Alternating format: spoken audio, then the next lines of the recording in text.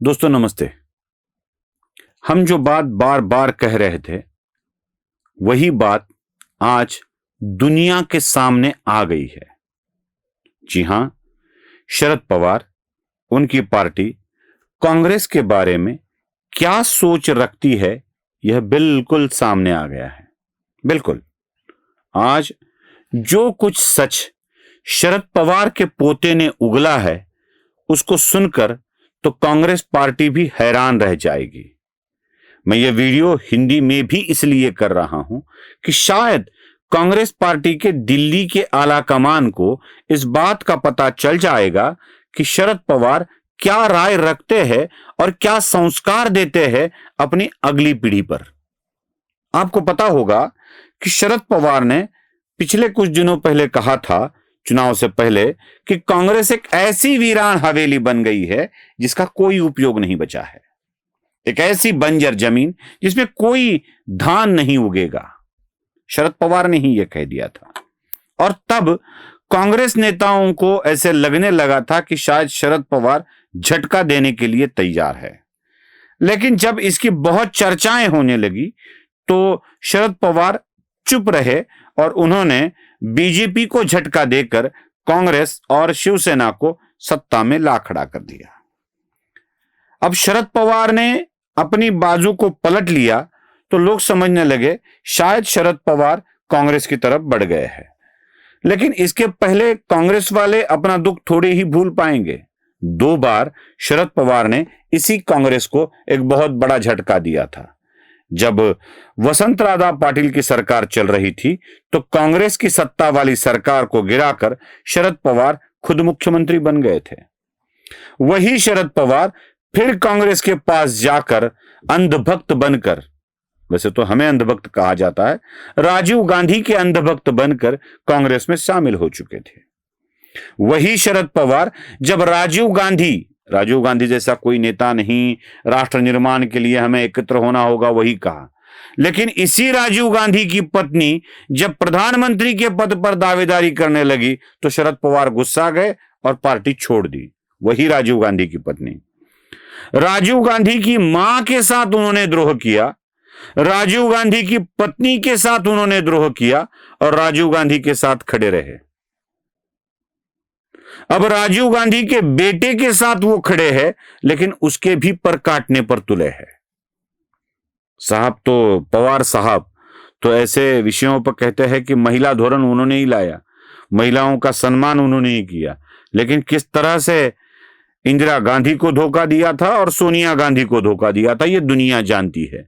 कांग्रेस के कितने महिला नेताओं के साथ शरद पवार रहे ये सब जानते हैं।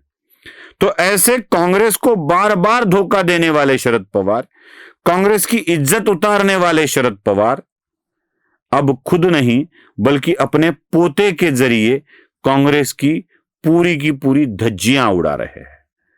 मैं पोते का अहिल्यानगर जिले में दिया गया मराठी वाला बयान आपको सुनाता हूं और फिर आप देख लीजिएगा कि असल में शरद पवार क्या करना चाहते हैं। देख लीजिए। वो राम शिंदे सरांना मदत व्हावी, बीजेपीला मदत व्हावी अशा पद्धतीने उमेदवार हे काँग्रेसने कर्जत तालुक्यामध्ये दिलंय। काँग्रेसच्या नेत्यांची चूक नाही, पण स्थानिक जे काँग्रेसचे नेते आहेत ज्यांनी उमेदवारी दिली आणि एबी फॉर्म विकला अशा लोकांची खऱ्या अर्थाने चूक आहे। भाजपची बी टीम म्हणून जामखेड नगर परिषदेमध्ये काँग्रेस दुर्दैवाने काम करत आहे असं आपल्याला म्हणावं लागेल। देखा, अब शरद पवार अपने पोते के माध्यम से ये जताने की कोशिश कर रहे हैं कि कांग्रेस पार्टी ही भारतीय जनता पार्टी की बी टीम है। आ रहा है ना समझ में? अब बी टीम किस किस को बोला गया था? एआईएमआईएम जब शरद पवार के साथ मिलने पर राजी नहीं थी तो एआईएमआईएम को बीजेपी की बी टीम बोला गया। फिर बाबा साहब आंबेडकर के पोते प्रकाश आंबेडकर कांग्रेस और एनसीपी का साथ दिए बिना वह जब अपने आप एक अलग अलायंस करके चुनाव लड़ने लगे तो फिर शरद पवार ने कह दिया कि प्रकाश आंबेडकर ही भारतीय जनता पार्टी की बी टीम है। जो अपने दम पर खड़ा होने की कोशिश करता है, शरद पवार की बैसाखियों को जो नकारता है, उसे शरद पवार किसी और पार्टी की बी टीम कहते हैं। अहिल्यानगर में भी यही हुआ था। शरद पवार की बैसाखियों को हटाकर कांग्रेस जामखेड़ नगर पंचायत में अपने आप को खड़ा करना चाहती थी, तो शरद पवार के पोते ने कांग्रेस को ही बी टीम करार कर दिया, वो भी किसकी? बीजेपी की। अब पूरी की पूरी बीजेपी कांग्रेस को खत्म करने पर उतारू है। पूरी की पूरी कांग्रेस बीजेपी का बंटाधार करने की तैयारी में है, और शरद पवार के पोते को लगता है बीजेपी की बी टीम कांग्रेस है। आ रहा है ना समझ में आपके? शरद पवार के मन में कांग्रेस पार्टी के लिए कितना जहर है, भरा हुआ है, और उसी जहर को अगले से अगले पीढ़ी तक किस तरह से ट्रांसफर किया गया है, यह आपको समझ लेना चाहिए।